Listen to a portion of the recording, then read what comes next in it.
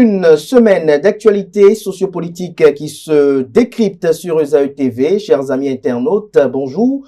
Bon réveil, bienvenue sur Info Hebdo de ce samedi 30 mai de l'an 2026.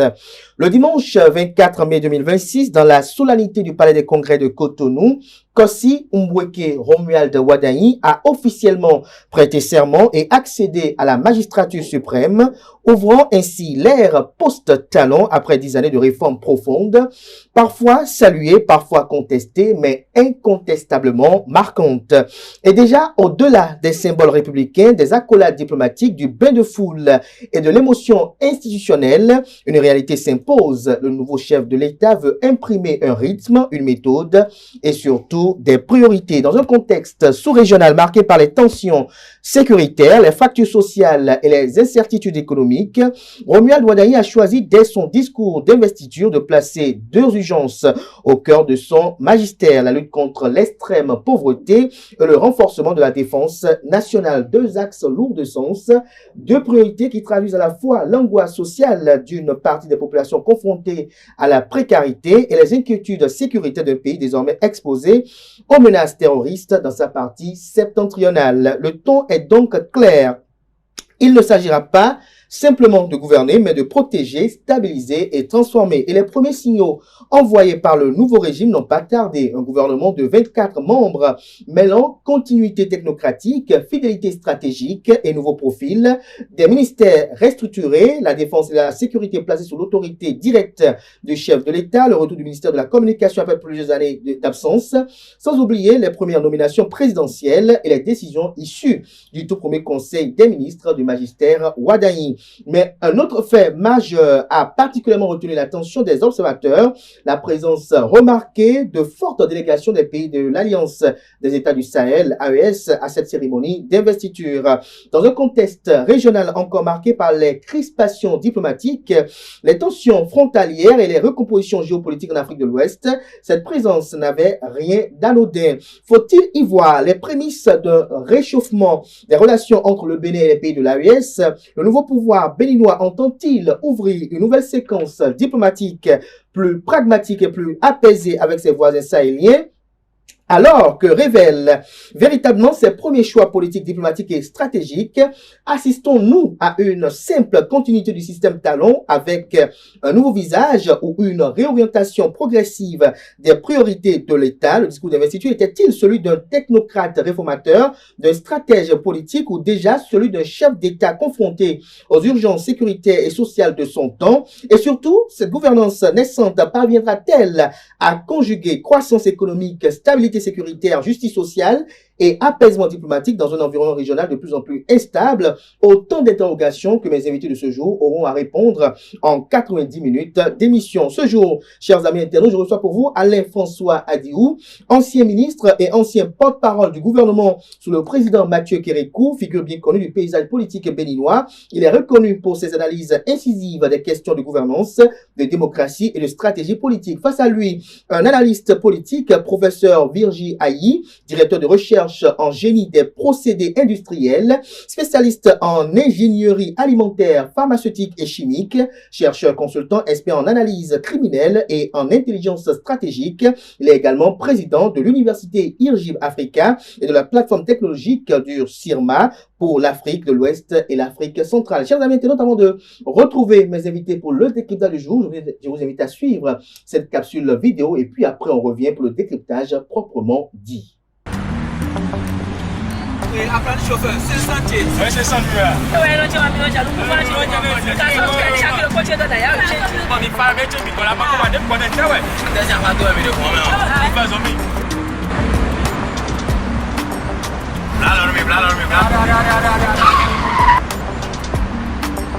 Alors, quand tu es,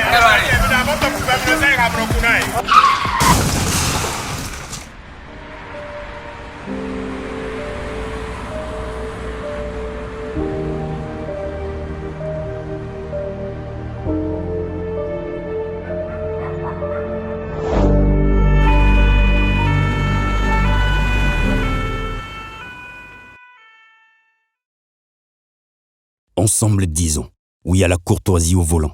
Stop à l'excès de vitesse, à la distraction au volant et à l'incivisme sur la route. Tu viens d'avoir le bac ou tu veux te reconvertir dans un domaine d'avenir, faire le choix du numérique et rejoindre l'école supérieure d'administration, d'économie, de journalisme et des métiers de l'audiovisuel ESAE. De nouvelles filières sont disponibles dès cette rentrée: informatique et multimédia, informatique industrielle et maintenance, réseau informatique et télécommunications, système informatique et logiciel, sans oublier les filières initiales: administration générale, administration des finances, administration des affaires, sciences juridiques, sciences économiques, sciences de gestion, journalisme et métiers de l'audiovisuel. ESAE est disponible sur 4 sites: Cotonou-Bedroumendé, Cotonou-Akpakpa, Abomey-Calavi et Parakou. Pourquoi choisir l'ESAE? Des formations conçues pour le marché de l'emploi, des enseignants expérimentés et passionnés, des infrastructures modernes avec équipement de pointe, des opportunités de stage et d'emploi garanties. Les inscriptions sont en cours et les places sont limitées. Ne rate pas ta chance, donne vie à tes ambitions avec l'ESAE. Contacte-nous vite par appel ou par WhatsApp au 01 98 98 14 00 ou via email scolarité@esae.bj et visite notre site web www.esae.bj. Ton futur commence maintenant avec l'ESAE. Tu investis dans un avenir professionnel, concret et sécurisé. ESAE, l'excellence à un nom.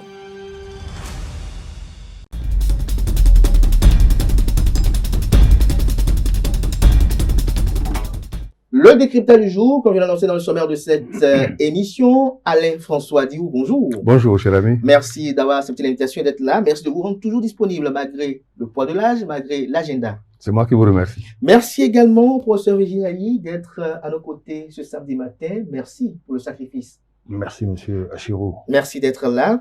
Alors, Alain-François Adiou, on va aller très rapidement dans le sujet, les différents sujets qui nous réunissent ce matin parce que le temps est assez court quand même.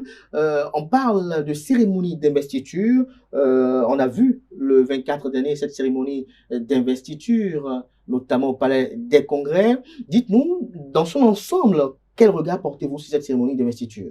Une très très belle cérémonie d'investiture, brève, sobre, qui a respecté le timing, très solennel, très émotionnel, surtout quand j'ai vu, je n'y étais pas, mais j'ai bien suivi. Pourquoi vous n'avez pas eu un carton? Premièrement, j'ai pas eu de carton, et deuxièmement, c'était un jour important pour moi, c'était le dimanche de la Pentecôte. Je m'excuse de le dire, mais chacun a des obligations.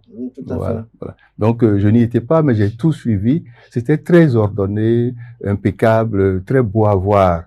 De ce point de vue-là, j'étais à nouveau très fier. Donc, une fierté républicaine, très fier d'avoir vécu ça 10 ans après que j'ai vécu en direct à Porto-Novo l'investiture du prédécesseur immédiat de Wadaï. J'ai regretté encore que ce ne soit pas que ça n'ait pas eu lieu à Porto-Novo, mais bon, c'est déjà derrière nous. Donc, je disais très solennel, très émotionnel, surtout lorsque j'ai vu l'ancien ministre d'État et à ses côtés son épouse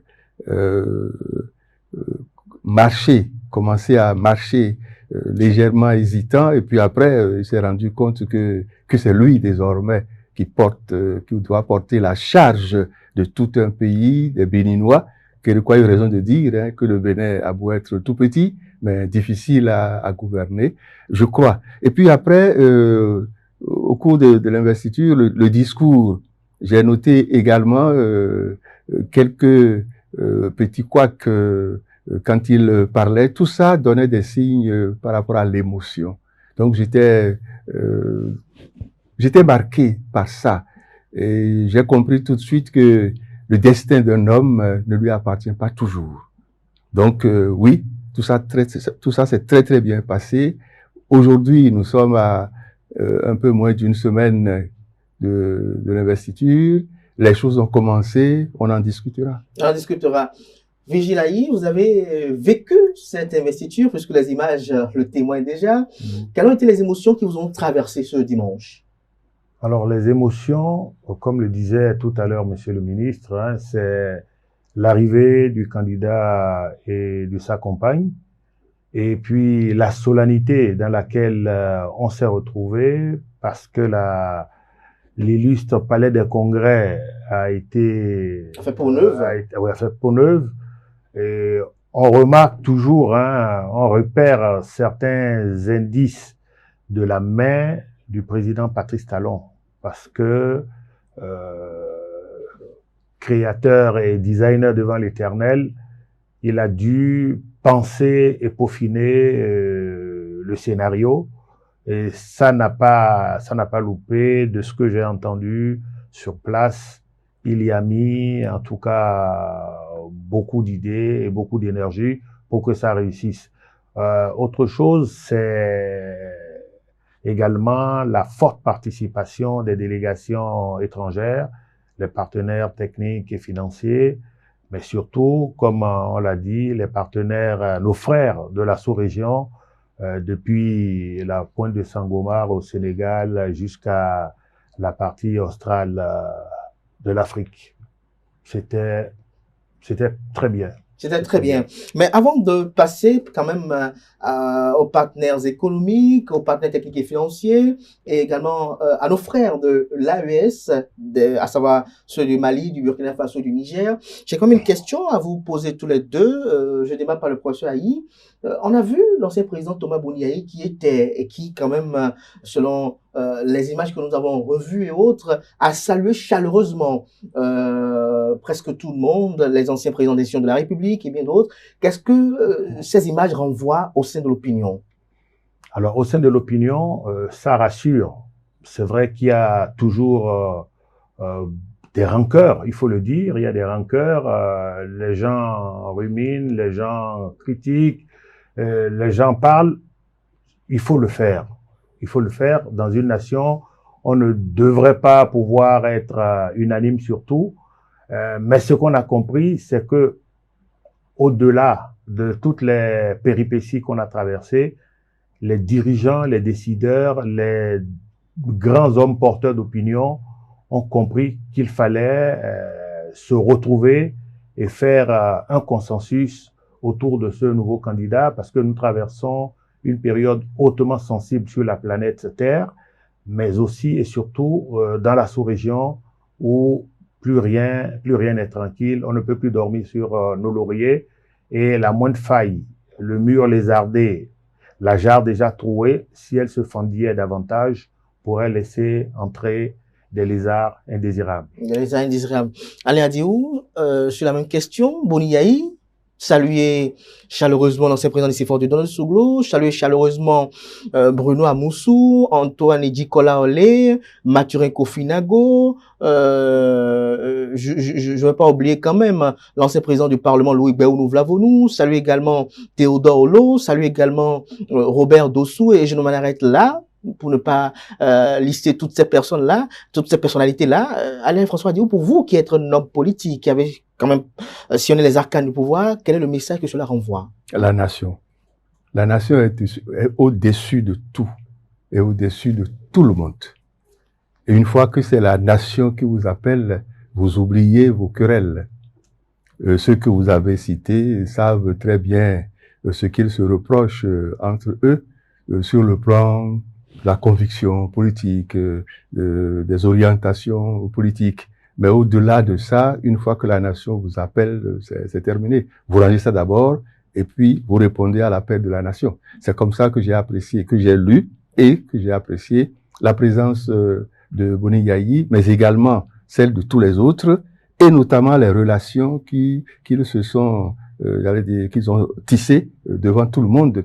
Moi, j'ai été à la conférence nationale et j'ai vu à ce moment-là les dissidents d'hier se retrouver. Dans un premier temps, se soupçonner, hein, et puis après, quand ils se sont mis en confiance, grâce à ce que les aînés avaient dit, ben ils se sont tenus par les bras, ils se sont embrassés chaleureusement, ils ont mis l'intérêt de la nation au-dessus de tout. Donc, c'est ce que j'ai lu dimanche dernier et j'en étais très fier. Et vous en étiez très fier. Autre aspect quand même de cette investiture, avant qu'on parle de nos frères de l'AES, c'est la première dame qui a quand même suscité une kyrielle d'opinion, quand même porteur d'avenir et d'espérance sur les réseaux sociaux. Vous avez vu la première dame lorsque vous l'avez vue descendre du véhicule présidentiel, si on peut le qualifier ainsi. Son accoutrement a été fortement salué du Made in Benin. Professeur Vigiali, pour vous, quand même, qui formez des esprits, qu'est-ce que cela renvoie comme message aussi? Alors, message, je pense qu'on a été préparé déjà même hein, avant de l'avoir vu. La presse, vous avez fait le job. Tout à fait. Vous avez fait le job. On l'a vu sous toutes les coutures. On l'a vu déjà chez Visiter. Voilà. Et puis, quand on l'a vu, ça rappelle la réalité de notre fraternité africaine, parce qu'on nous a parlé de ses origines, mais également de l'indispensable contribution du métissage à notre civilisation et à la construction du monde globalisé. C'était de la fierté parce qu'il y avait de l'élégance, mais il y avait également de la démarche affable et du comportement vraiment digne. C'est de la prestance. Plutôt. Élégance aussi, surtout, parce que je revois encore cette belle caricature qui a été quand même faite avec beaucoup d'humour par le célèbre humoriste Griot sur les réseaux sociaux, qui disait que lui, toute la cérémonie, regardait le chapeau de la première dame, il se disait, mais est-ce que le vent va pas emporter ce chapeau-là? Mais le chapeau est resté très bien sur la tête de la première dame, comme quoi pour dire, comme on le dit dans nos langues traditionnelles, le chapeau ne sied qu'au roi et à la personne consacrée. Alain François Diouf. J'ai rien à dire comme commentaire à ce propos. Elle était très bien habillée, très bien habillée, jeune comme son époux, et les deux portant la lourde responsabilité que les Béninois leur ont confiée ou leur confient. Et ce que moi j'apprécie personnellement, c'est son contenu intellectuel, ou j'allais dire, oui, son contenu. Hein, son parcours. Pratiquement le même parcours que son époux, avec des responsabilités. Elle a quitté ça pour venir servir la nation béninoise comme un pays frère, un pays dont son mari vient de prendre, ou était en train de prendre, la responsabilité de le diriger, ce pays-là. Je pense, je souhaite, et je suis même certain qu'ils feront un très bon couple. Un très bon duo, et que à tout moment, les soirs compris, elle pourra faire le point avec son mari, le porter, l'encourager, parce que c'est très lourd. C'est très lourd. C'est très lourd. Et parlons de ce parcours-là dont vous avez quand même pris le soin de souligner, quand même un parcours salué par beaucoup de jeunes sur les réseaux sociaux. Est-ce qu'on peut s'attendre à ce que Madame Wadayi sera exactement, pratiquement, ou même un peu plus que Madame Talon? Parce que lorsqu'on a vu Patrice Talon au soir de son mandat, on l'a vu rendre plusieurs fois hommage à la première dame, et on peut déduire de ces propos-là le rôle combien important que la première dame a eu à jouer dans le magistère Talon. Madame Wadayi n'était pas en présence continue au pays, au Bénin. Elle n'était pas là. Elle était sûrement en poste et elle suivait tout. D'accord? Mais si elle a tout quitté pour venir, c'est déjà une très bonne marque. Moi, j'ai peur et je me méfie des comparaisons. Madame Wadayi, c'est Madame Wadayi. Monsieur Wadayi, c'est Monsieur Wadayi. Madame et Monsieur Talon, c'est Monsieur et Madame Talon. C'est difficile de comparer. Donc, je ne peux pas. Et puis, tout ce que Monsieur Talon a dit de son épouse relève de choses intimes. Et résulte d'un parcours. Résulte d'un parcours, d'accord. Madame Wadayi, comme je l'ai dit tout à l'heure, jouera certainement un rôle majeur. Certainement un rôle majeur aux côtés de son mari. Un petit commentaire, professeur Ayi?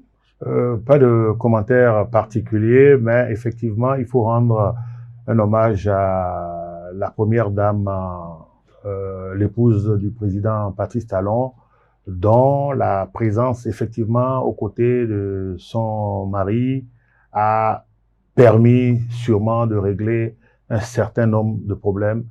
La présence de la femme apaise toujours. Et je voudrais avec votre permission, faire un petit coucou également à Madame la vice-présidente de la République. Mariam Chamitalata, épouse Yerima. Exactement, parce que son arrivée a ouvert réellement la cérémonie de son arrivée et on lui doit quand même une fière chandelle. On l'a vu sur le terrain et pour nous qui sommes de la génération de la Révolution, on a pu savourer avec elle la mobilisation de l'époque et ça a permis de divertir, mais également de ramener certaines personnes. Quand on traversait le pays, on les a vus, on a vu à la télé avec les chansons mobilisatrices de la Révolution. Parce que malheureusement, aujourd'hui, on n'a pas réellement, pendant les mouvements de ce genre, à ces occasions, on n'a pas de sonorité qui nous ramène souvent ensemble. Et quand les enfants commencent à fredonner, quand nos jeunes commencent à fredonner, on leur demande qu'est-ce qu'ils ont dit là-dedans. Et puis ils nous disent non. Et ils ne comprennent pas. Ils comprennent pas. Voilà. Alors, Alain-François Adiou, lorsque vous avez vu les pays de l'AES présents à cette cérémonie d'investiture, quels ont été vos ressentis? J'avais pas vu dans un premier temps la délégation du Mali et du Burkina Faso notamment. J'ai plutôt vu celle du Niger, conduite par son Premier ministre. Et là, j'ai eu la chair de poule. Je disais, il y a pas très longtemps, quelque part, lorsque la même question m'a été posée, je me suis permis de rappeler les origines de la première dame, Madame Wadahi. Et j'ai dit, le ciel est sûrement avec nous au Bénin, parce que venant d'un pays frère de la sous-région et de la France, pour ne pas la nommer, cette nation-là, ce pays-là, ne pas le nommer, je me suis dit que à un moment donné, ce que femme veut, Dieu veut, entre guillemets, que probablement elle va encourager son mari à regarder du côté du pays que je suis en train de lorgner.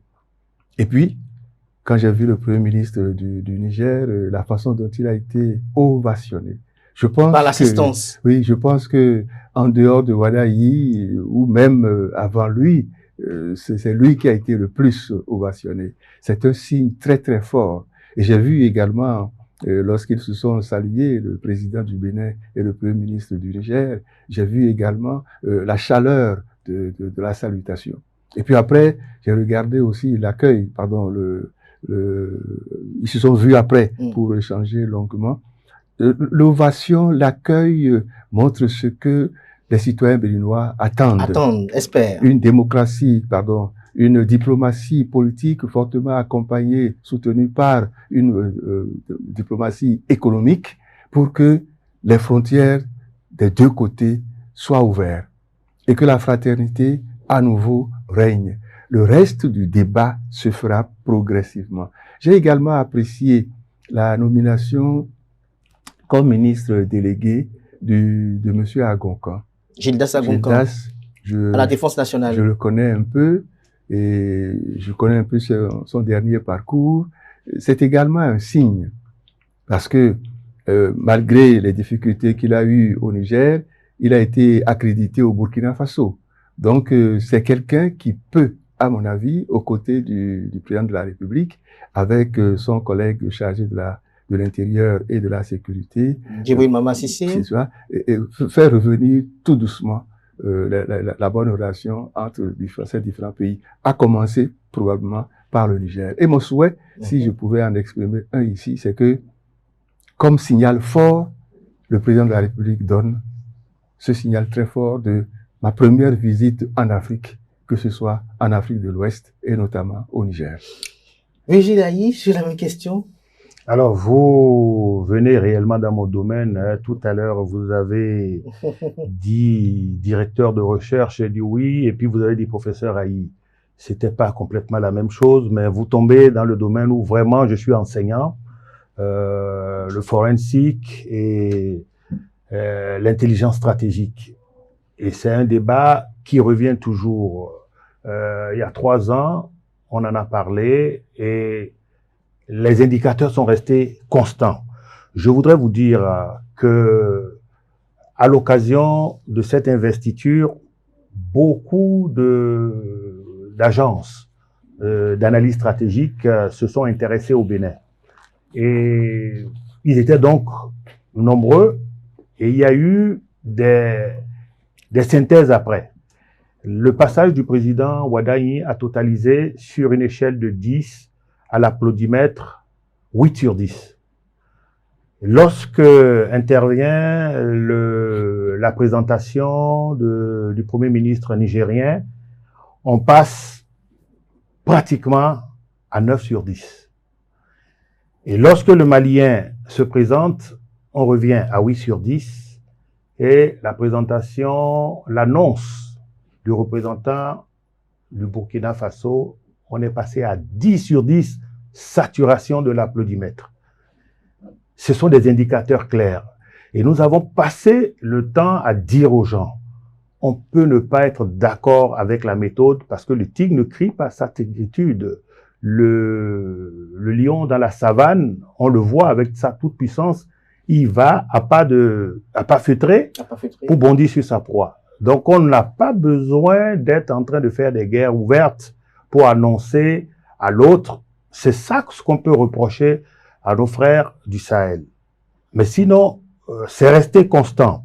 Depuis 2024, les mêmes sources indiquent que les populations de la région CEDEAO sont restées de 92,8% donc d'opinion favorable au pays de l'AES et sont passés après à 89,2% pour remonter depuis les derniers événements à Bamako à 91,8%. Ça veut dire qu'il y a une constante. Et laissez-moi vous surprendre, en Côte d'Ivoire, on est quasiment resté sans bouger autour de 95% d'opinion favorable au pays du Sahel. Et quand on essaie de rechercher un peu, la portion congrue revient aux intellectuels et souvent à ceux qui sont au pouvoir. Et c'est l'occasion donc de dire, aujourd'hui, le schéma est fait, la preuve en est là, il faut au moins dans la pratique politique qu'au sein de nos gouvernements, surtout ceux nouveaux, qu'on fasse une rupture épistémologique avec les appellations du style la junte et les putschistes. C'est très important.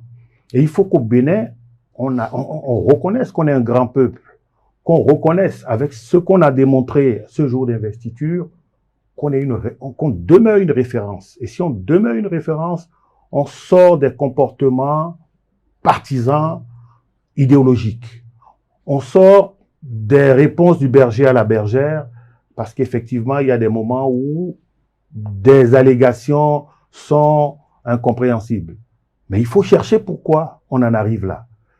Ils ont toujours dit, le Burkina, le Mali et le Niger n'ont jamais été contre le Bénin. On a malheureusement assisté à des déclarations, je n'oserais pas les qualifier, mais regrettables. Mais nous répondons également à la hauteur de ces provocations. Mais lorsque je vous dis que c'est le même service étranger qui sert au Bénin sa version et qui sert aux autres la version, on est à 3 ici, et c'est moi qui suis le métronome sur le plan de l'animation, de l'armement et de la scène des combats, du conflit. Je vous dis à vous, écoutez, ce qu'on a fait de l'autre côté chez lui, c'est très bon, mais je vais lui dire de l'autre côté, écoute, c'est lui et moi qui avons traficoté, et puis, excuse-nous, mais tout s'est passé chez lui. C'est exactement ça. Il y a bien un partenaire qui cite au même moment le Bénin, la Côte d'Ivoire et les autres, et malheureusement, sans tenir compte des réalités stratégiques du moment, de grands hommes également se mettent à dire des choses. Tout ça pour dire qu'aujourd'hui, il faut rentrer dans le schéma du président Wadaï, qui, dès sa déclaration de candidature, avait dit que si nous amusions à faire semblant de ne pas nous mettre avec nos frères de la sous-région, il n'y aurait plus de sécurité. Et lorsqu'il n'y a pas de sécurité, lorsqu'il n'y a pas de développement, il y a sous-développement, il y a insécurité. Et voilà que tout à l'heure, à l'entame, à l'introduction de notre débat, vous avez évoqué les principales expressions qui revenaient et qui étaient les lignes directrices de l'action que comptait mener le président Wadaï. Vous avez parlé donc de la sécurité et la lutte contre l'extrême pauvreté. La lutte contre l'extrême pauvreté, c'est synonyme aujourd'hui, en fait, de la lutte contre la pauvreté, vraiment, mais c'est le développement. Ça n'a pas un autre nom à ce que je sache. Et les méthodes sont les mêmes.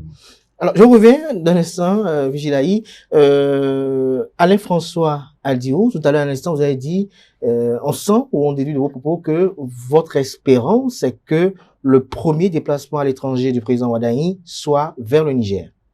Je voudrais saluer l'intervention de mon vis-à-vis qui nous a donné des chiffres pour montrer que les peuples d'Afrique, notamment ceux de la sous-région, veulent que toute la sous-région soit conduite par leur chef vers un avenir meilleur. Je résume ça simplement comme ça. Et que tout dépend des dirigeants. Tout dépend des dirigeants qui doivent prendre la mesure de la situation.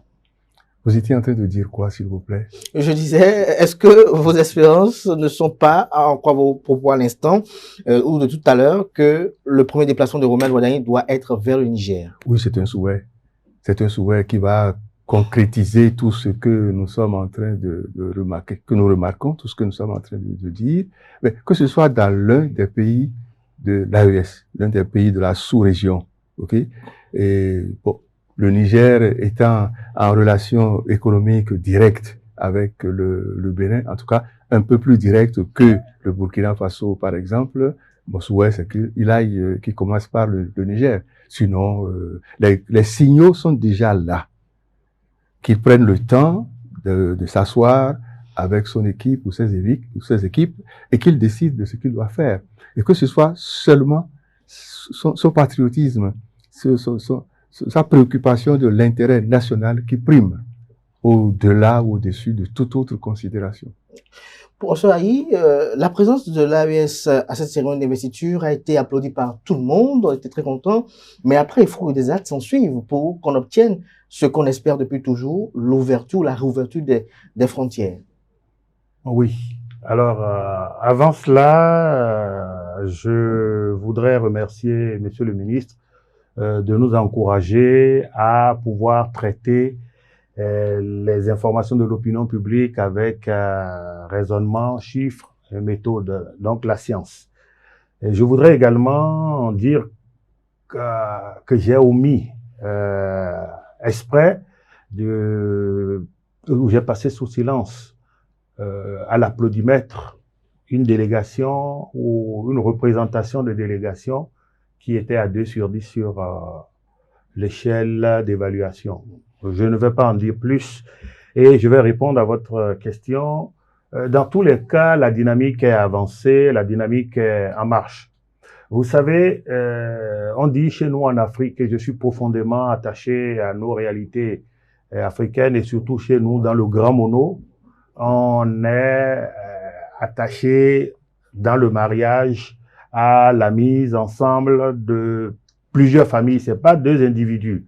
Et au Burkina Faso, vous savez, quand c'est la fille du Moro Naba que vous allez chercher, ou dans le Sahel, ils sont tous frères. Et quand ils disent qu'ils sont tous frères, qu'on est tous frères, leur fraternité descend jusqu'au Bénin, en tout cas à la fin du département du Borgou. Au moins, tout au moins, quand on ne va pas dans l'Ouémé Plateau et qu'on ne revient pas dans la zone méridionale.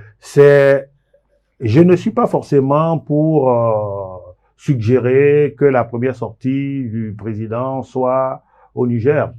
S'il allait au Nigeria, notre grand voisin, ce serait pas mal, peut-être pour dire au Nigeria, écoutez, ensemble, ramenons la balle complètement à terre, encore que le Nigeria a ramené cette balle à terre depuis très longtemps. C'est ça. Quand bien même on sait que le président Tinubu est dans toutes ses expressions toujours en train d'envoyer des pics au régime de la sous-région, le président Ouaddahi peut devenir également un temporisateur de cette histoire, et sachant également qu'il est bien adopté, bien aimé, très apprécié par le président Ouattara, il pourrait aller à Abidjan et de là-bas, pourquoi pas venir avec une forte délégation d'Abidjan et du Nigeria pour dire la CEDEAO fraternelle est là, même si c'est pas pour les ramener à la CEDEAO qu'on connaît en l'état. Pour dissiper les inquiétudes. Pour dissiper les inquiétudes. C'est tellement important que je voudrais vous dire qu'en dépit de la guerre, les pays de l'AES sont tous en taux de croissance au-delà des 10 points. C'est important. Et en dépit de la guerre, et il est estimé également que si, au niveau de l'UEMOA, il n'y avait pas de tension, la plupart des pays de l'UEMOA, surtout les locomotives, se seraient retrouvés à 12% de taux de croissance, à l'exception du Sénégal qui traîne le boulet des dettes cachées. Qui traîne le boulet des dettes cachées. Bon, je vais revenir un instant tout à l'heure. Professeur Ayi, j'ai quand même une autre question, parce que ceux qui nous suivent à l'instant vont se dire, mais on parle du Bénin et du Niger, il y a quand même un goulot d'étranglement, des accusations, lesquelles sont en lien avec de supposées présence de bases françaises sur le territoire béninois. Cotonou, à maintes reprises, a désavoué cela. À maintes reprises, le porte-parole du gouvernement a même dit, et on a même vu le chef de l'État même le dire également, tendre la main et même dit être ouvert à ce que même une mission conjointe des pays de l'AES puisse venir au Bénin pour effectuer une inspection pour vérifier si ce qu'ils avancent est fondé ou pas, mais depuis le paradoxe demeure. Est-ce que sans résoudre ce goulot d'étranglement-là, est-ce que on peut en venir à une normalisation totale des relations? Puisqu'on sent qu'il y a quand même de la méfiance qui était le terreau de ce que je peux qualifier peut-être de cette dispute. Merci. Je disais tout à l'heure qu'il fallait élever le niveau du débat. Aussi bien, en tout cas dans toutes les capitales africaines. Parce que le fait de raser parfois les pâquerettes a mené à des comportements. Je donne des exemples. Il faut déjà que nous sachions que le repli des forces armées occidentales de nos pays n'est qu'un leurre, parce que ils ont substitué à leur présence physique sur le terrain une présence dans l'espace. Et vous savez, dans ces pays, on parle de l'armée de l'air et de l'espace. Nos espaces sont complètement quadrillés et nos mouvements sont suivis. La deuxième chose, c'est que, avec regret, moi j'ai suivi des déclarations de la partie béninoise, bonne foi, et puis quelques minutes après, des ressortissants de l'Hexagone, en tenue, souvent des instructeurs, ont renvoyé des émissions, des images de leur présence dans le septentrion béninois. On appelle ça cafouiller le jeu. On appelle ça brouiller le jeu en période de contradiction. Et certains savent bien le faire, très bien le faire. Parce que tant que la petite dispute familiale ne tient pas, merci, il n'y aurait pas de facilité de continuer à mettre un peu plus de pression sur Niamey pour que l'uranium sorte. Vous voulez en entendre un peu plus? Allez-y. Parce que quand nous disons que le président Tiani a accusé et le président Tiani a dit, c'est ce qu'on regrette. Où sont les officiers d'état-major qui sont des opérationnels de terrain et qui ne leur disent pas, écoutez, voilà. Mais ils ne le disent pas parce qu'ils se disent, de l'autre côté, on continue à nous appeler des juntes. Et de notre côté aussi, nous, on se dit, ils ont choisi leurs amis. La Russie n'est pas forcément amie des Béninois. Encore que nous avons des liens séculaires. Qu'aujourd'hui, voilà, qu'aujourd'hui personne ne peut renier, ne peut chercher à affaiblir. Mais quand eux, ils tiennent à ce que nous fassions les mêmes choses qu'eux et que l'armée française ne stationne pas au Bénin, ils n'ont pas raison. Mais ce qu'on ne peut pas supporter, et qu'ils ne supportent pas à notre place, parce qu'ils se disent, les Sahéliens se disent qu'ils sont aussi des Béninois. Lorsqu'un chef d'État vient dans votre pays et vous dit que vos troupes n'ont pas été formées, donc n'ont pas la compétence à s'acheter de l'armement, c'est un problème. Alors que nos pays voisins sont en train d'installer des ateliers de machinerie, de blindage et autres. Moi, je suis chimiste et je sais que j'ai des étudiants aujourd'hui qui sont du Burkina Faso et qui sont dans de l'électrochimie, donc du blindage, de la métallurgie très avancée. Et aujourd'hui, je serai obligé de me mettre à l'apprentissage à leur côté pour ne pas être complètement à l'écart, désuet. C'est très important de le dire. Ce qui est encore plus grave, c'est que dans la même foulée, lorsque vous avez au nom de l'association internationale des chanceliers, donc des patrons des grandes chancelleries, l'ancien patron des armées françaises, qui sur notre sol, à quelques milliers de kilomètres des pays du Sahel, dit, il a dit, hein, je ne sais pas si on n'est pas allé à l'école. Parfois, je me pose la question, parce que la première assertion que j'ai faite, quand le président Macron a parlé, moi, je vous avoue que j'ai pleuré. J'ai pleuré ici et j'ai pleuré à Paris. Parce que je suis détenteur des deux nationalités. La nature, malheureusement, a voulu que je naisse dans l'Hexagone. Mais j'ai pas compris que ce parterre présent ce jour-là est applaudi. Vous avez les images. On ne peut pas dire ça pour que nous applaudissions. Et lorsque le chef d'état-major est arrivé, lui, il a même répété, l'Afrique, la région est tellement vitale pour nous que nous ne pouvons pas rester les bras croisés, nous ne pouvons pas ne rien faire. Nous ne pouvons ne rien faire. C'est profond. C'est profond. Et il faut aujourd'hui, avec la démarche du président Wadaï, telle qu'on voit, avec des jeunes, la nouvelle génération, il faut qu'ils fassent la rupture. Et cette rupture commence par leur comportement, parce que l'autre a déjà dit, il faut se faire respecter. Et pour se faire respecter, il faut être craint. Commençons à nous faire craindre par nos comportements et nos capacités de réaction, d'intervention et d'analyse. C'est ce qu'il nous faut. Alain François Diou, qu'est-ce que vous répondez à tout ce qui a été dit à l'instant? Vous avez bien suivi le professeur Ayi. Ce débat, qui quelque part est le nôtre, n'est quand même pas notre débat. Nous l'avons hérité. Nous le gérons. Nous devons le gérer. En tant qu'Africains de la sous-région, en tant que Béninois en relation fraternelle avec les Nigériens. Contrairement au professeur Ayi, mon souhait, c'est que le président Wadaï, s'il doit faire un voyage en Afrique de l'Ouest et qu'il doit choisir entre le Niger et le Nigeria, qu'il choisisse le Niger. Compte tenu de tout ce qui a été développé, c'est pas bon d'entrer dans le détail, nous sommes sur un plateau et c'est très sensible. Oui.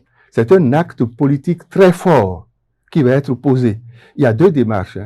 La première, c'est qu'on attende que tout soit préparé, que tout soit bien peaufiné, qu'on regarde là où ça peut blesser, etc. Et qu'on dise, bon, maintenant, c'est suffisamment mûr, vous pouvez y aller pour les saluer. La deuxième, c'est commencer à faire ça, mais mon déplacement au Niger va contribuer va renforcer la démarche de remise en ordre des relations fraternelles. C'est un choix qui devra être fait. Moi, je ne parle qu'à partir de moi-même et de mes considérations. Mais et des informations disponibles à votre niveau. Et des niveau. informations disponibles. S'il y avait un acte politique majeur à poser dans ce sens, c'est mon option à moi. Et si le président Wadaï choisissait d'aller au Niger, après, il ira au Burkina et au Mali. parce que c'est un grand signe de respect, d'amitié, j'allais dire, de confraternité que nos frères ont posé, ce sont des actes très forts qu'ils ont posés en venant à l'investiture. Mais c'est également un acte très fort que de les inviter pour qu'ils viennent. Et c'est ça qu'il faut prendre en compte. Les autres intérêts sont des intérêts à prendre en compte. Je suis d'accord, mais nous sommes africains. Et l'Afrique doit être construite par les Africains. Il y a quand même une question qui est sur toutes les lèvres. On a entendu par le passé, à des 1er août, l'annonce de représentants de ces pays de l'AES. Là, on ne les a pas vus. Et il s'interroge de savoir qu'est-ce qui a dû changer pour qu'ils soient présents le 24 mai. Est-ce que c'était la personne de Patrice Talon qui était le problème à leur niveau? Vous avez la réponse Non, moi, je vous ai posé une question. Dans votre question.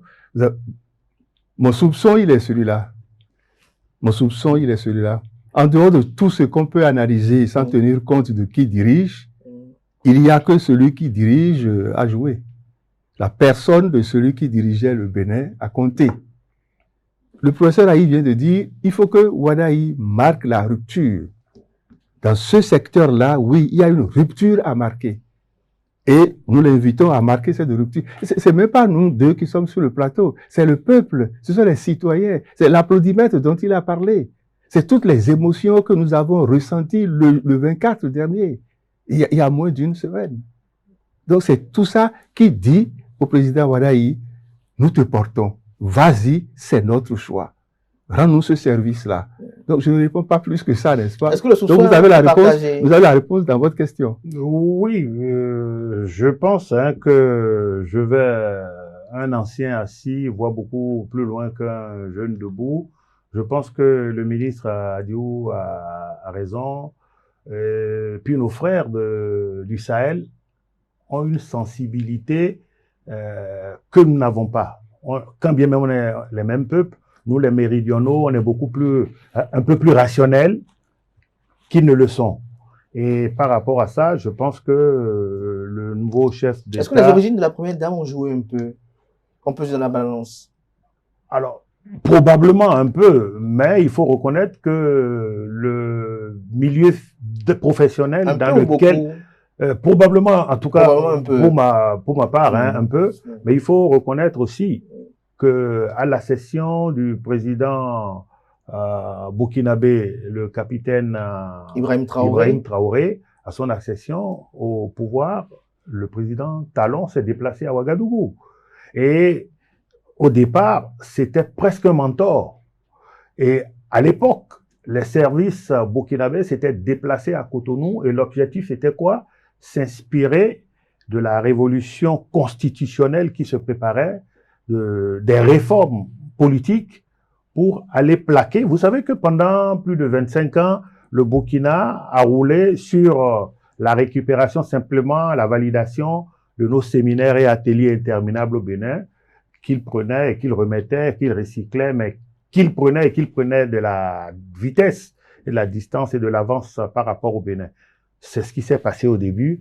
Mais vous savez, là encore, il y a eu de bons professionnels sur le terrain pour dire, il faut pas laisser ce taxe se mettre en place, un parrainage comme ça, et puis tout est parti. Et pour les invitations au défilé, les pays souvent étaient annoncés parce qu'il y a eu les invitations du protocole d'État et de la présidence du Bénin très sûrement, mais ce qui arrivait souvent, c'est que analysez un peu dans vos archives, à 2 semaines, à l'encablure un peu de ces manifestations, toujours une histoire ressort que des gens sont restés à tel endroit et ont tiré, ou que des gens sont rentrés en territoire béninois protégé.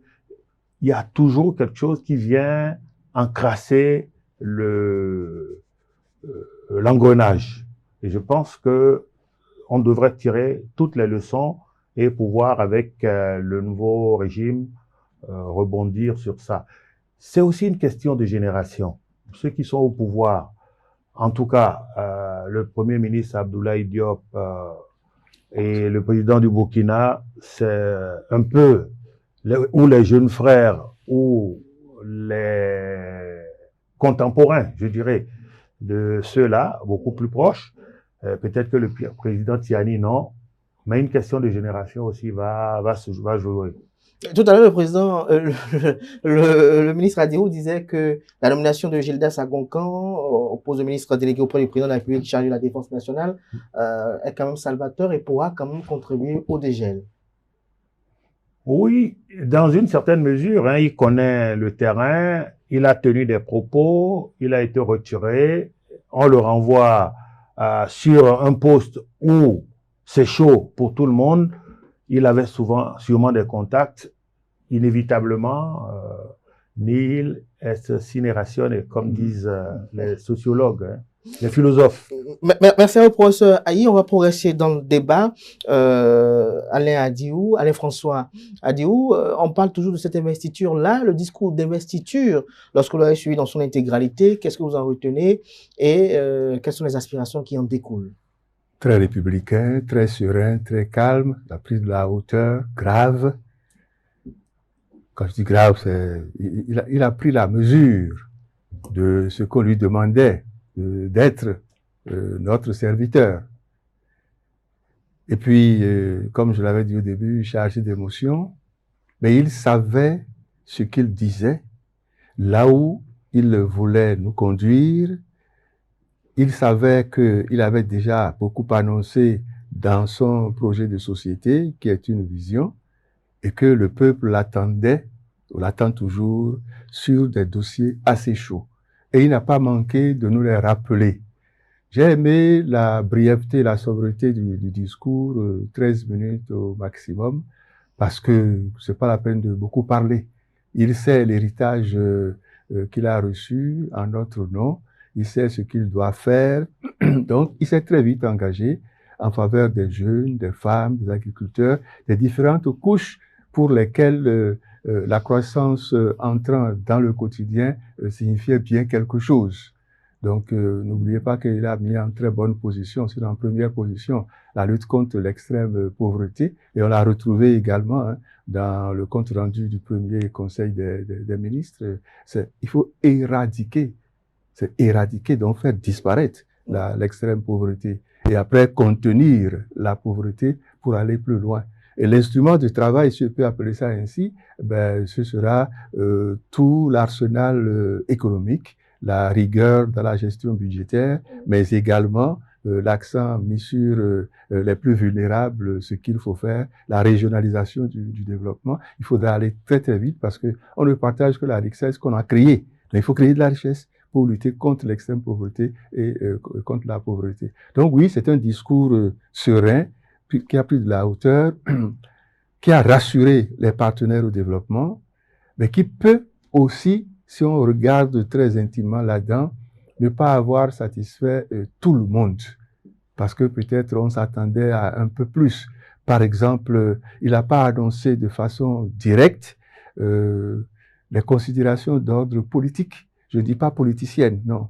N'ont pas été clairement affichées. Lesquels On va y revenir tout à l'heure. Parce que je sais que vous avez reposé la question. Donc, Merci à vous, François Alain Adiou. Votre opinion sur le discours d'investiture, professeur Ayi? Je valide ce qui a été dit par Monsieur le ministre.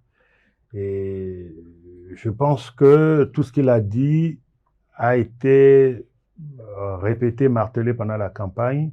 Et le compte rendu du Conseil des ministres nous ramène un peu à cette logique. Et de ce qu'on sait, tout va tourner, son arme, son levier sera les outils de développement. Et pourvu que les vœux pieux qu'on détecte dans le communiqué du Conseil des ministres soient, parce qu'on a parlé de modestie, humilité au service et de service républicain, c'est souvent ce qui a fâché, et quand ça a fâché, après la béninoiserie l'emporte, parce que l'arrogance a été quand même ces 20 dernières années la tasse de thé de tout le monde. Il faut ramener la balle à terre. C'est ça qui nous a amené, et Dieu merci, hein, heureusement qu'il y a eu toute la magie du président Talon pour nous amener là. Ça sera un autre débat. Mais il y a eu une magie qui fait qu'aujourd'hui, on est calme là, tous à dire on a un président de la République, et sans quoi on aurait été très loin dans les dérapages. Donc, il faut que la béninoiserie cesse, ou qu'elle s'atténue, elle ne pourra jamais cesser, et qu'elle s'atténue dans la réduction de l'extrême pauvreté. Quand vous avez des leaders qui parlent et qui se retrouvent complètement coincés, leur village est sevré, et là, ce serait des enclaves de pauvreté, d'extrême pauvreté. Et puis, quand également il y a des mouvements de population, oui, on va alourdir ce que les autres avaient comme organisation, et ce surpeuplement également ramène à l'extrême pauvreté. Et dans l'ensemble, de toute façon, le discours donne de l'espoir, et il va falloir que celui qui en est l'auteur, et dont on sait qu'il sait parfaitement ce qu'il dit, qu'il soit soutenu et accompagné.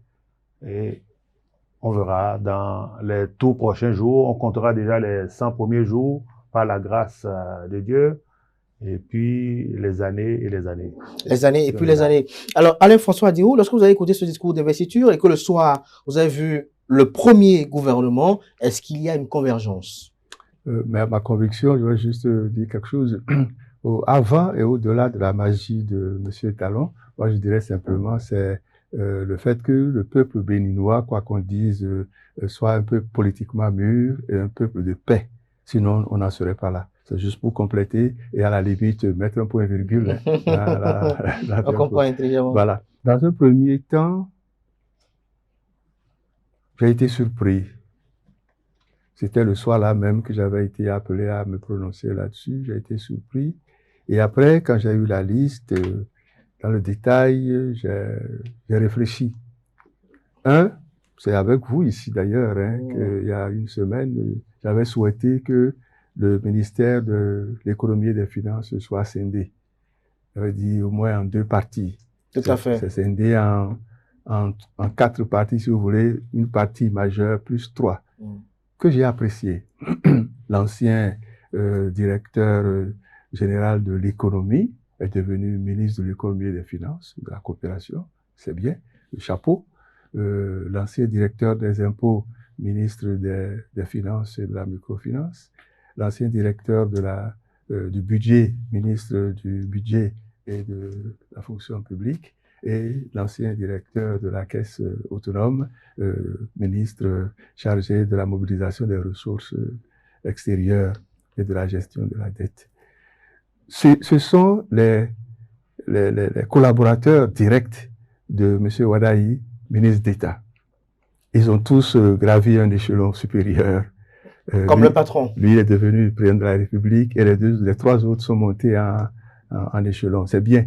Ça veut dire que ils travailleront intimement ensemble. Il continuera de jouer avec les 4. D'ailleurs, quand on voit les annonces qui sont faites, le Conseil des ministres, c'est 1 fois le mois. Et entre-temps, il y a des conseils de cabinet, des conseils interministériels, tout ça. Donc, les 4 plus 1 vont se voir assez régulièrement, c'est à une obligation institutionnelle, pour réfléchir quant à la conduite de l'économie et des finances de façon globale.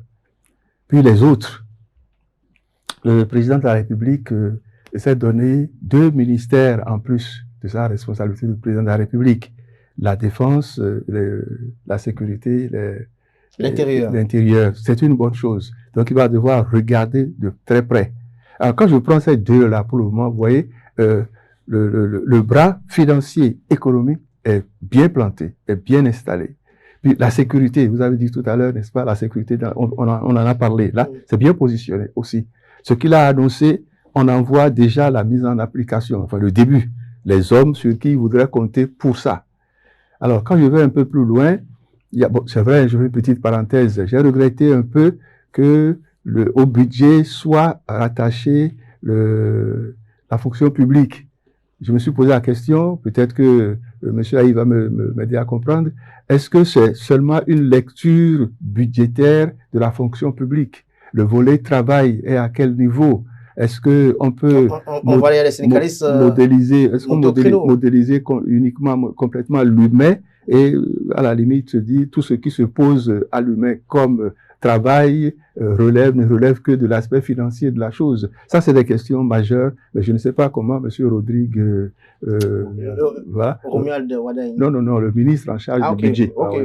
Comment est-ce qu'il va gérer ça? Je sais qu'ils sont en train de construire maintenant les AOF là, donc les grands plans, voilà, c'est ça, Tchaou. Voilà. Donc, on verra bien. Alors, par rapport au structurant du développement, il y a le ministre, c'est une dame en charge de XX, ça doit être commerce, petite et moyenne entreprise, plus la formation professionnelle. C'est vrai que l'attelage n'est pas mal. Je trouve que c'est assez lourd. Je la connais pas. C'est sûrement une nouvelle venue. Son parcours ne m'a pas beaucoup renseigné. On parle de Awaou Bako, voilà, c'est ministre ça. des petites et moyennes entreprises Exactement. et de la promotion de Voilà. l'emploi en charge de la formation professionnelle. Son parcours ne m'a pas beaucoup informé, mais je me promets de faire ce qu'il faut pour la rencontrer, discuter avec elle, parce que je crois fermement à la formation professionnelle comme volet structurant de la création de richesses dans notre pays, notamment ce qui concerne la territorialisation dont on a parlé. Enseignement technique qui est beaucoup plus au niveau du secondaire, mais qu'on retrouve dans le secondaire et dans le supérieur. Bon, il est rattaché au ministre de l'Enseignement supérieur de la Recherche scientifique. Pourquoi pas, c'est jouable. Ça avait été déjà tenté. Avec cette dame Médégan Fatla, voilà, ça avait été déjà tenté sous Yahi, lorsqu'il a nommé Nago, le premier poste ministériel de Nago. L'enseignement technique était rattaché à ce volet-là de la formation technique. C'est ça. Donc, voilà de tête ce que je... Il y a la communication qui est revenue. J'ai lu récemment quelques petites réserves que je partage entre le ministre en charge de la communication et des médias et le porte-parole du gouvernement. Bon, comment est-ce que ça va être géré? Ils vont s'entendre entre eux. Vous avez parlé de 24 ministères. Est-ce que c'est vraiment 24? Puisque il y a un ministère qui a été ajouté après. Le ministre chargé de porte-parole. Bon, donc normalement c'est la même procédure. Hein. On doit avoir envoyé son nom au bureau de l'Assemblée nationale, qui doit juste regarder, et puis après la nomination est tombée. Enfin, ça c'est la procédure. Ça c'est la procédure. Quand je regarde, je ne sous-estime pas le travail qu'ils vont faire, mais ils doivent être consultés. Ils doivent être consultés, avis vraiment consultatif, n'est-ce pas? Bon, donc on n'a pas un gouvernement de 24, on a un gouvernement de 25, puisque Léandre est Wilfried Léandre il est ministre porte-parole. Il ne portait pas ce titre-là avant. Donc, il est ministre porte-parole. Donc, on est passé de 24 à 25. J'espère qu'il n'y aura pas de conflit. Globalement, c'est le chef de l'État qui nous préoccupe. C'est lui qui nomme ses collaborateurs directs avec qui il va partager la lourde charge que le pays lui a confiée. Je souhaite, tout ce que j'ai dit là, c'est à titre personnel. Chacun de nous, d'ailleurs, quand il s'exprime, c'est à partir de ses convictions propres, de ses lectures propres. Ce qu'on souhaite, c'est que ce soit une équipe qui travaille très dur avec le chef de l'État pour que les défis soient relevés. Régilaï, sur la composition du gouvernement? Oui, alors la composition du gouvernement, je pense que c'est allé quand même assez vite. Hein. Ça devrait être un casse-tête, dans la mesure où on parle de continuité. L'ancien prédécesseur, qu'on le veuille ou non, et on est en Afrique, son ombre doit planer et il doit avoir ses avis, quand bien même c'est un nouveau président. C'est ainsi que notre culture dispose. Hein. Il va prendre l'avis, le conseil est positionné certain. Il va devoir compter, parce que le gros, c'est la réforme partisane. Il va falloir compter avec les partis. Et par rapport aux partis, il y a eu également, je pense, suffisamment de filtres et de filtrage. Il y a eu les amis, les affidés et les fidèles qui ont travaillé 10 ans. Le ministère des Finances était une famille, mais le ministère des Finances était une citadelle dans le combat que le président Talon menait. Et à juste titre, vous avez vu, ça s'est déporté en partie. Tout à l'heure, vous avez parlé de la ministre en charge de la formation professionnelle. Elle devrait, si mes souvenirs sont bons, être directrice adjointe du cabinet du ministre d'État à l'époque. D'accord. Et quand vous voyez toutes ces composantes, vous vous dites ce n'est pas évident. Et quand on a vu ce qui s'est passé sur le terrain avec l'arrivée de tous ceux qui étaient et de l'opposition et des mouvements,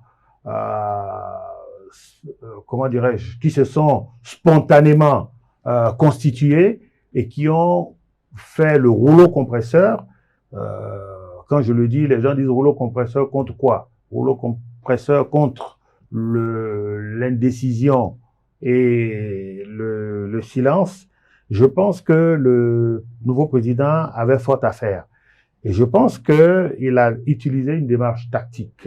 Il a choisi de garder certains d'entre les fidèles de son ancien patron, avec qui il a travaillé, dont il est sûr de la capacité de maintenir le moteur en marche.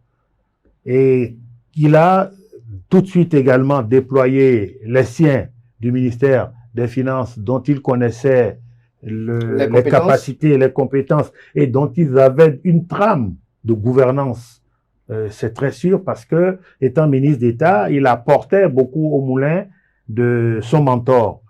Il y a également quelques représentants des partis politiques qui sont là pour même dire que nombre d'entre ceux qui sont venus en tant que technocrates étaient membres des partis politiques dominants dans le pays. Il faut compter 2/3 d'entre eux qui l'étaient, en tout cas. Et par rapport à la réapparition de la communication, tout en ayant un porte-parole, la démarche, je pense, que le gouvernement est en train d'adopter est de mettre des ministres au travail, mais qui n'ont pas le droit, qui ne perdront pas le temps de papoter pour dire ce qu'ils font.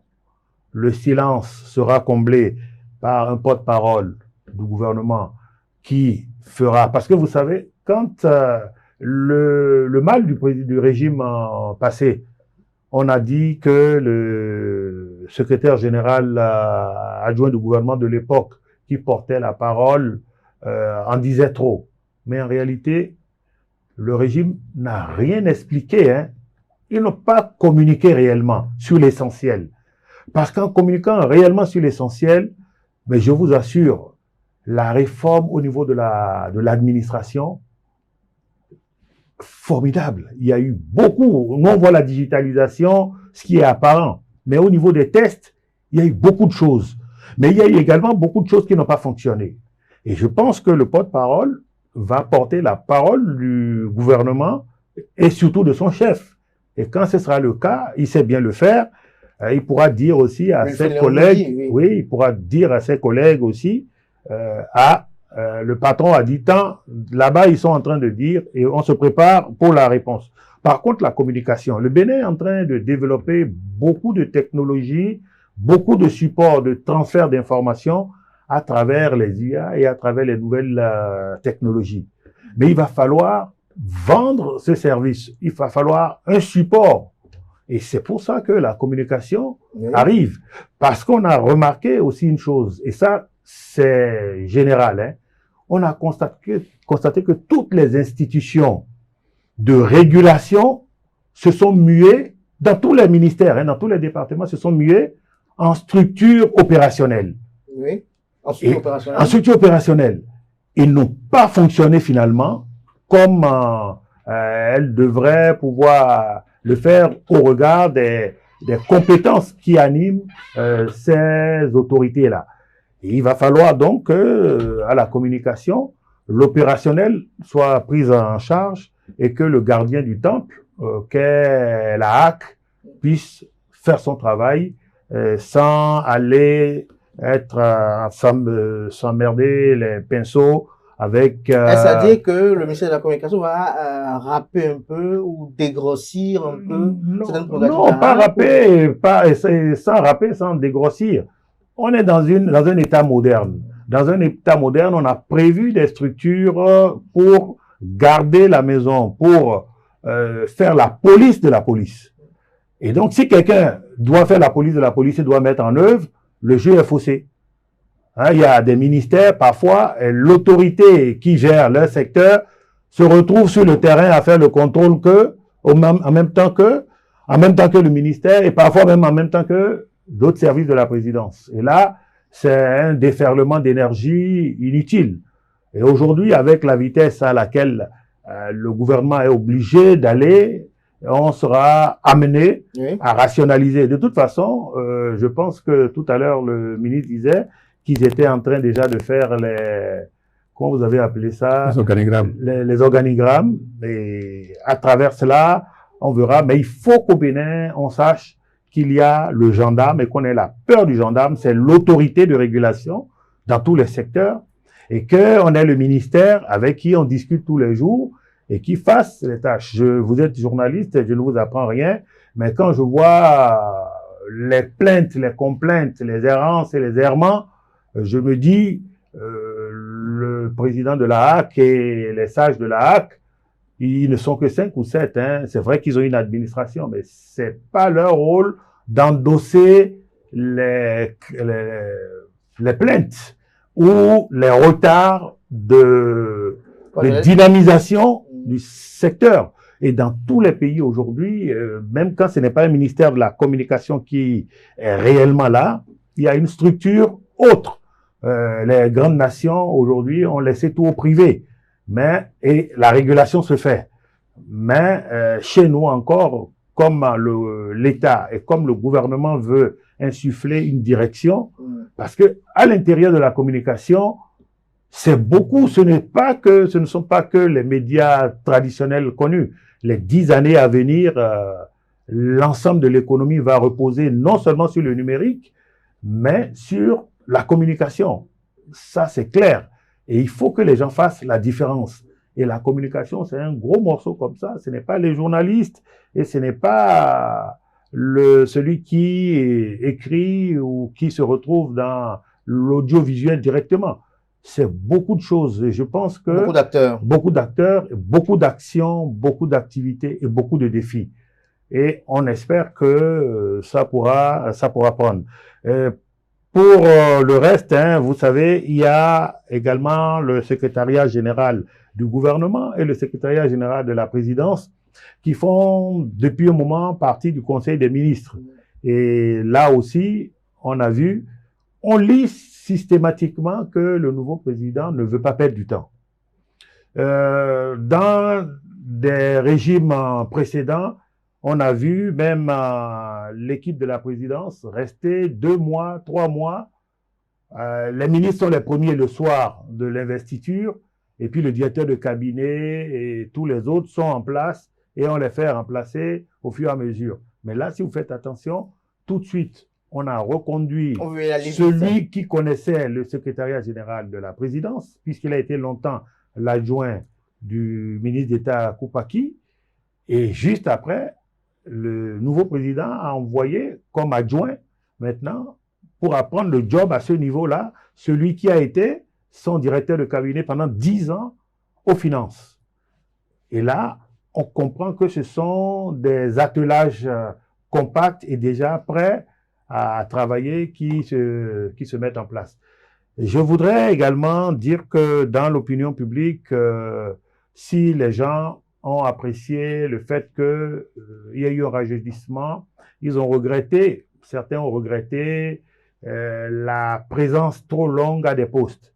Mais vous savez, je prends le cas du ministère de la Santé. On est en train de rentrer dans une conjoncture d'épidémie grave. Et si, on ne peut pas dire qu'il n'y a pas de cadre, il y en a, mais si on s'amusait avec Ebola qu'ils ont signalé, et qui descendent dans des pays qui n'en ont jamais connu, et les 2 autres fièvres hémorragiques qui sont en train de nous harceler, ça poserait problème. Et j'avais annoncé aussi qu'il y avait quand même un groupe compact, générationnel, presque des compagnons du nouveau président. Et si vous avez fait attention, dès qu'il avait été désigné par le parti, il y avait 5 ministres du gouvernement qui étaient tout le temps avec lui, à remercier au siège du parti de l'UPR et au niveau du BR. Du BR, même de moi, le Bénin, on les a vus aussi. Voilà, donc les 5, vous les avez, qui ont été reconduits au gouvernement. Donc, ils vont il y a, Sadia Assouma. Exactement, voilà. Et je pense que une logique est respectée et ce n'est pas un gouvernement pour le septennat. Je reviens dans un instant, professeur Aïe. J'ai une question pour l'homme politique. Lorsque vous regardez un peu la réforme du système partisan de 2018 à 2026, tous les propos, les argumentaires vendus pour défendre cette réforme du système partisan, est-ce que la composition de ce gouvernement-là est en phase avec les aspirations portées par cette réforme politique? Vous connaissez ma réponse là-dessus, c'est pas non, tout je à la fait. connais pas, c'est pour ça que je la pose. Ça y est, je l'ai déjà donné. Pas tout à fait.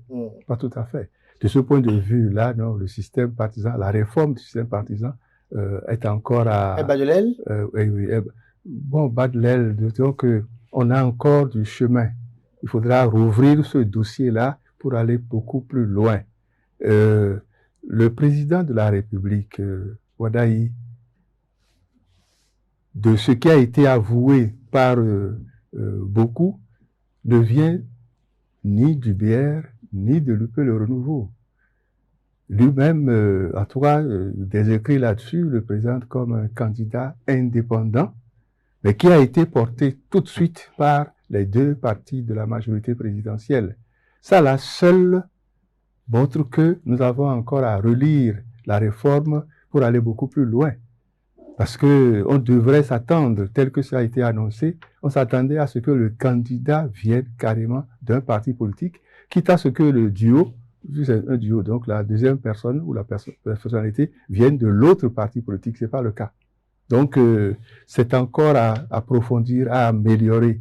Et le souhait, c'est que le président Wadaï marque une rupture avec son prédécesseur immédiat et fasse une ouverture en direction des députés qui sont à l'Assemblée nationale, où les deux partis sont les seuls représentés, pour qu'ils lancent le débat à ce niveau-là. Parce qu'il y a réellement quelque chose à faire. Donc, vous pensez qu'il faut retravailler la réforme du système partisan? Oui, il faut l'actualiser, relire les textes et ajuster. Il en est ainsi de beaucoup de réformes. Il faut que les textes soient relus posément. Maintenant que nous avons tous les patrons, entre guillemets, des institutions en place, il faudra commencer le vrai travail.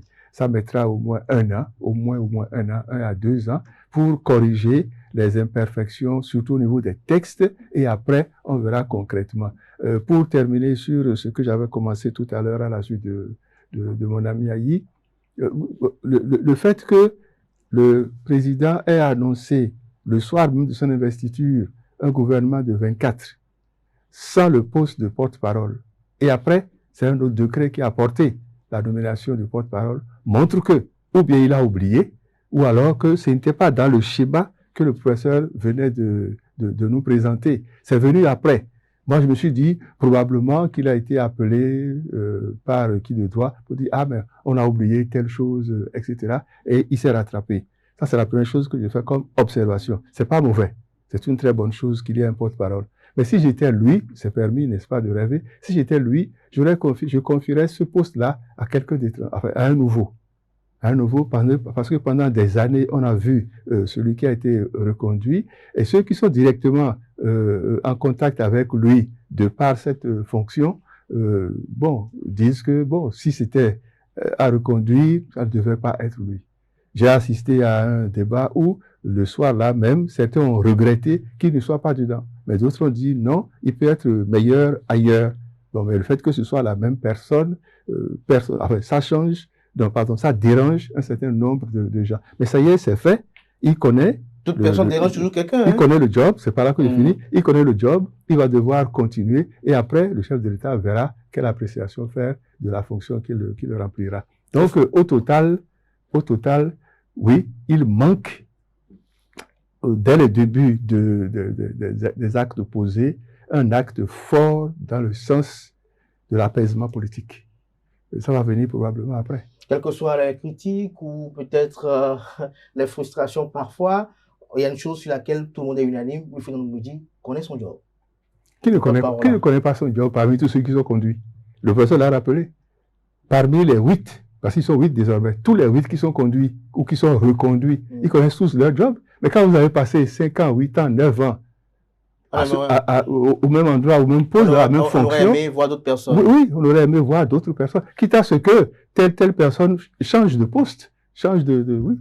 Qu'est-ce que vous en pensez, professeur Aïe? Oui, tout à l'heure, je vous disais que, et souvent, mes allégations relèvent de la synthèse de travaux, pas forcément moi-même qui donne complètement ce que je pense. Si ça devrait se faire, c'est vrai que en remerciant pour ses loyaux services, on aurait pu le mettre à un ministère forcément, mais pas à ce poste-là.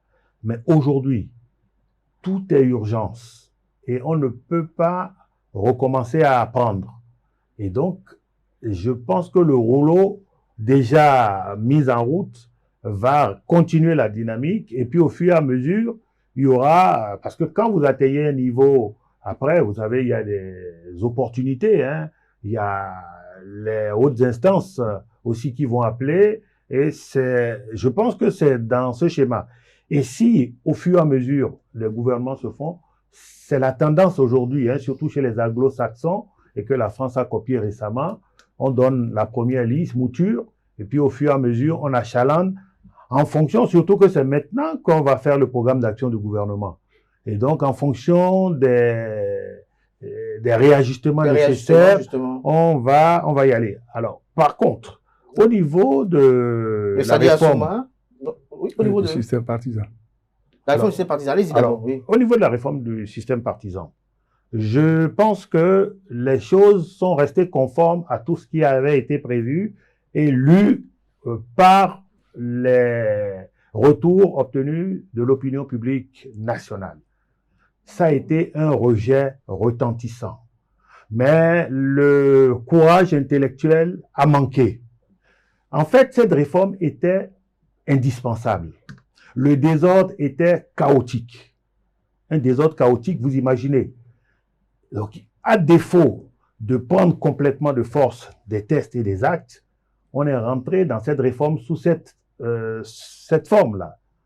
Il va falloir donc, comme le disait Monsieur le ministre, que le nouveau président de la République se mette en ouverture avec le Parlement et les responsables d'institutions pour qu'on retouche.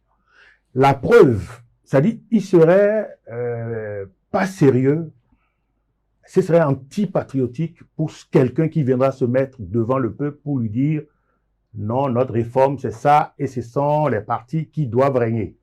Ce serait vraiment, les gens vont être lynchés même, si une population était conséquente. La preuve légitime de cela, vous avez vu comment les élections, la campagne s'est passée. La campagne s'est passée sur le terrain avec une forte présence de mouvements spontanés en dehors des partis, en dehors des structures des partis. Mais ce qu'on a remarqué aussi, c'est que dans l'éclosion de ces mouvements, il y avait toujours à proximité un acteur politique proche d'un parti politique. Donc ce n'est pas venu de nulle part, mais il faut remarquer que les gens ont eu une déception, une fatigue de la façon dont les choses se sont passées. Et s'il fallait retourner aux urnes, s'il fallait faire quelque chose aujourd'hui en toute liberté, en toute transparence, certains auront à constater sur le terrain les déconvenus. Vous avez vu le taux de participation. Le taux de participation est remonté parce que les individus se sont dit « Ah, c'est générationnel. Il a dit qu'il va faire ci, il a dit qu'il va faire ça. » C'est vrai que les partis politiques ont accompagné, mais la force, quand on mesure, il y a une introduction à 60% de non-partisans et de gens plutôt acquis à la dynamique d'alternance, même si elle n'est pas une alternance partisane ou alternance d'obédience, puisque le président, le nouveau président, qu'on le veuille ou non, est de la chapelle du président Talon, comme on le dit. c'est son héritier et chaque héritier a le devoir de rendre hommage à son père en faisant mieux que lui. Et je pense que c'est ce que lui, il s'emploie à vouloir faire. Quelques questions très rapidement. Je vais vers vous. Jean-Louis Yaoundéou, ministre de la décentralisation et de la gouvernance locale. C'est pas nouveau. Ce n'est pas nouveau. Il l'a déjà été, d'après les informations que j'ai reçues sous Yahi. Et quand j'ai reçu cette information-là, je m'en étais même étonné. Est-ce que c'est vrai qu'il a été? Mais, même s'il n'avait pas été, il était récemment le coordonnateur du collège des ministres conseillers. Il siégeait au gouvernement. Donc, c'est bien. C'est quelqu'un qui a la connaissance du terrain, qui connaît ce département-là, en tout cas les attributions de ce département-là. Il n'est pas le plus âgé du gouvernement. Il y a quelqu'un qui serait né un peu avant 1960. Il est de 62. Donc, on ne peut pas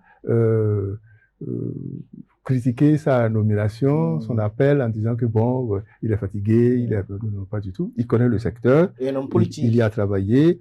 Un homme politique, un ancien député. Il est du BR, je crois, si je me souviens. Du bloc républicain, exactement. Voilà. Donc, oui, moi, j'ai salué. J'ai salué parce qu'il s'était beaucoup battu. Il s'était beaucoup battu à l'entame, à l'arrivée du régime Talon, il s'était beaucoup battu. Et puis après, bon, il a changé de position. Il s'est retrouvé dans le navire. Et puis ça l'a conduit jusque-là. C'est tant mieux. L'essentiel, c'est qu'il fasse du bon. C'est un homme très sérieux, très organisé, très méthodique, efficace. Donc, il sait que c'est sa dernière montée. Donc, il doit sûrement répondre à l'appel avec beaucoup d'efficience, à la satisfaction de nous tous. Promoteur de Radio Planète. Oui, entre autres. Quand on parle du général Mathieu Kérékou, on pense quand même à cette... Ah oui, à cette fameuse édition qu'il avait animée. Voilà. Sadi Assouma, ministre du Commerce intérieur, en charge de la formalisation de l'économie. Oui. Pourquoi on parle de formalisation de l'économie, selon vous? Alors, tout le monde a applaudi quand le candidat de l'époque, président maintenant, avait attiré l'attention sur la population rurale, faire un statut pour les agriculteurs, les éleveurs. Il faut formaliser. Vous avez tous les marchés. Aujourd'hui, vous savez que notre pays, pour dire la vraie, on frôle les 2 millions de chômeurs. Mais on ne peut pas ainsi dire s'il faut rester dans les normes, puisque les normes parlent plutôt de sous-employés. Donc, le sous-emploi fait que on dit qu'on est en dessous de 10% de taux de chômage, donc c'est très très bas. Mais pour dire vrai, le nombre de gens qui sont allés à l'école, j'ai entendu même à répétition une phrase devenue de plus en plus célèbre. Si on pouvait demander à l'État de nous rembourser, ou au secteur, aux établissements privés, de nous rembourser nos frais de scolarité et de récupérer leurs diplômes qui ne servent à rien, on l'aurait fait. C'est ça la tendance actuelle.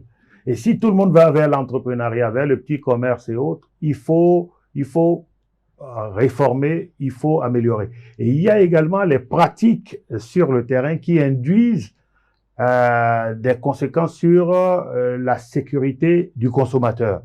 Et par rapport à tout ça, ce ministère, la lutte contre la concurrence, les fraudes, c'est ce ministère qui aura fort à faire là-dessus. Et je pense que la ministre Sadia Assouma avait déjà eu l'expérience en étant restée au commerce et à l'industrie. Et cette partie pourrait aller très très vite si elle met la même énergie et avec la logique annoncée par le gouvernement. Si rien ne changeait, je pense que ce volet pourrait aller très vite parce que c'est très sensible. Hein. Chemin faisant, des gens peuvent, remarquant qu'on les a tracés, IFU et autres, parce qu'une fois que tu es complètement tracé, tu as des devoirs et tu as des droits.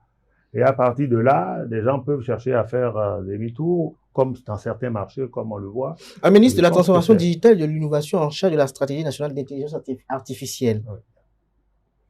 Les aspirations à ce niveau, au niveau de ce ministère. C'est un homme du sérail, un jeune doué, talentueux et qui avait donc déjà commencé à intervenir dans le dispositif et qui a fait son chemin dans le secteur privé. Ce gouvernement, le profil type, montre que il n'a pas été question de mettre des aventuriers, il n'a pas été question de dire c'est des fonctionnaires qu'on met, mais c'est une ouverture à tous ceux qui ont déjà des acquis, parce qu'il a presté et apporté beaucoup de solutions également pour le gouvernement précédent, pour des entreprises du secteur privé en Europe, de par le monde. Donc c'est quelqu'un qui connaît le job et surtout, on voit que ça va être la munition dans la mitrailleuse du président de la République. Le Bénin sera, je pense, un autre hub de la dynamique du digital. Ça va aller alors très vite et très très vite parce que ce qui a été fait par la ministre du gouvernement précédent était considérable aussi. La transformation digitale. Merci à vous, professeur Ayi. Nous sommes pratiquement, nous sommes à la fin de cette émission, mais quand même un petit tour de table. Au niveau du ministère des Sports, on a ministre des Sports et de l'engagement civique. Benoît Dato. Avant ça, vous me permettez de rebondir sur le développement fait par le professeur Ayi par rapport à la formalisation. Vous savez, nos économies en Afrique sont toutes des économies duales. Il y a l'économie, disons, formelle et l'économie informelle. C'est un débat très vieux, très, très ancien. Okay? Si jamais on opposait le formel au non formel, ça va cracher. Il a dit que c'est un débat, c'est un secteur très sensible. Ça veut dire que nos petits vendeurs, les moyens vendeurs, vendeuses, tout ça, vont être frappés d'impôts. Les droits et devoirs, c'est ça. Ils vont être reconnus, ils vont être tracés, ils fusent, etc., etc. Ils vont quitter l'économie informelle pour l'économie formelle. Ça va faire grincer des dents. C'est un secteur extrêmement sensible, comme il a dit, et il faut un bon arbitrage. Il faut vraiment un bon arbitrage. Ça pose des questions théoriques, scientifiques, de fond. Et il ne faut pas que seulement sur la base des constats ou sur la base de ce qui se fait à l'étranger, en réclamant, nous sommes en train de moderniser notre économie, que l'on fasse souffrir beaucoup d'acteurs de premier plan qui sont au niveau de la base, qui créent de la richesse, qui permet aux familles de vivre, de survivre, aux enfants d'aller à l'école, etc. Parce que quand on dit qu'ils sont dans l'informel, c'est comme s'ils sont pas dans le faux, mais c'est presque être dans le faux. Donc c'est un secteur extrêmement sensible. J'ai voulu juste dire ça pour compléter ce que mon ami a dit. Le ministre du Sport, il était déjà là. Oui, justement, on complète engagement civique. Engagement civique, bon, c'est la jeunesse. Je comprends que l'on est rattaché à ça, mais il nous faut un bon contenu de ce que c'est que l'engagement civique. Parce que le Béninois, par rapport à son pays, on a beaucoup à dire, hein. Beaucoup à dire. Le comportement dans la cité, les jeunes, les enfants, nous-mêmes, le pays, qu'est-ce qu'il représente pour chacun de nous? La relation entre nous et notre pays, c'est du civisme. Et il y a beaucoup de choses à apprendre. L'histoire de notre pays. Bon, si c'est bien détaillé, si c'est bien précisé, qu'on connaît le cahier de charge, on pourra suivre et dire, OK, mais pour le moment, c'est rattaché au ministère qui s'occupe des jeunes, disons ça comme ça, le sport, etc. C'est un bon tandem. On attend de voir comment est-ce que ça va être monnayé pour pouvoir apprécier. Alors, professeur Ayi, ma question à votre niveau, c'est de savoir, les jeunes que vous formez, puisque vous avez une université, que nous formons aussi au niveau de l'USAE aussi, certains se plaignent. Ils ont constaté que dans ce gouvernement-là, il y a beaucoup de personnes qui ont des diplômes à l'étranger et certains d'entre eux s'interrogent sur les diplômes nationaux. Qu'est-ce que vous avez à leur répondre? Alors, c'est une belle question, hein. C'est une belle question. Mais je voudrais reprocher à nos jeunes de ne pas s'intéresser à l'actualité, de ne pas être curieux. Et ils sont dans les TikTok bas étage à lire des... Il y a sur, d'ailleurs, TikTok, dont ils parlent souvent, et Facebook, une déclaration, donc, du directeur général de la société qui s'occupe des constructions au niveau du Bénin. Et je pense que c'est monsieur Achille Roussou qui a fait l'aveu devant la réussite, en tout cas, de la mission qui lui a été confiée. Les gens pensaient qu'il venait également de Harvard ou de Stanford. Et il a dit non, j'ai été formé en Afrique, d'abord au Bénin, puis après je suis allé à l'université Senghor pour faire une spécialisation et je suis revenu. Le souci de nos jeunes aujourd'hui, c'est de vouloir voyager, c'est rattaché à cet aspect civique. C'est de vouloir faire tout ce qu'on voit à la télé et de partir. Mais ce faisant, ils ont raison. Parce qu'il y en a qui, depuis qu'ils sont nés et qu'ils ont commencé à comprendre, c'est-à-dire qu'ils ont eu l'âge de raison, 7 ans, plus les 10 ans, 17 ans, ils vont au bac. Et ils voient leurs frères en train de faire la même chose, les mêmes appellations, les mêmes pratiques, ils sont fatigués. Et nous devons, aussi bien dans le public que dans le privé, faire en sorte, c'est un problème global de par le monde, mais les autres font en sorte que tous les 6 mois, tous les 12 mois, tous les 15 mois, on remette des idées, on remette tout de suite, mais on ne va pas rester sur des autorisations, des programmes de 20 ans, 50 ans. Moi, le secteur que je dirige aujourd'hui, ou du moins où j'interviens le plus aujourd'hui, c'est les sciences et technologies. Et aujourd'hui, on est en train de dire, il faut que l'Afrique soit crainte. Donc, il faut aller vers les semi-conducteurs et il faut aller vers les drones. Je vais vous faire une confidence. Quand il y a 10 ans, le président Talon venait et qu'on est allé rendre visite à notre ministre de tutelle, le professeur Atanasso, dans son bureau, il y avait un professeur à qui on a beaucoup de respect, pour qui on voue beaucoup de respect, et je vais pas appeler son nom mais j'aurais bien envie d'appeler son nom. Et quand on a fini de parler, on a dit à la ministre la nécessité au regard de ce que le président Talon arrivant était friand de dynamisme et de progrès d'innovation, qu'il fallait qu'on y aille. Elle nous a posé la question, mais vous, quelle innovation vous voyez? On dit, nous, il faut couvrir le ciel béninois avec des drones fabriqués au Bénin pour surveiller au moins l'environnement, parce qu'on est à l'heure du One Health. Toute la santé part de l'environnement et de tout le reste. Et à ma grande surprise, cet enseignant éminent dit, on vous dit de former les gens, vous êtes en sciences et technologies, biologie, chimie, application, et qu'est-ce que les drones ont venu avoir dans cette histoire? Vous voyez même l'expression de mon visage, j'étais dépité, j'étais dégoûté, parce que c'est la crème des crèmes au CAMES, c'est la crème d'entre les patrons au niveau du Bénin à l'enseignement supérieur. Si cette mentalité doit perdurer, et vous voyez, donc on était en 2016. En 2016, dans mon université, on construisait déjà des drones. Et voilà qu'aujourd'hui, toute la guerre dans le monde, c'est les drones. L'assistance sanitaire, logistique, le sang et autres, c'est les drones. Et vous êtes en communication, c'est les drones. Et puis, voilà ce que quelqu'un disait. Et donc, on est resté aujourd'hui à ce qu'on faisait et qu'on disait il y a 10 ans, parce que les patrons, d'entre les patrons de ceux qui nous commandaient directement dans les ministères, disaient ça. Qu'est-ce que vous voulez que les jeunes, sinon, nos étudiants... Vous avez espérance en Sénami Médégan-Fagla?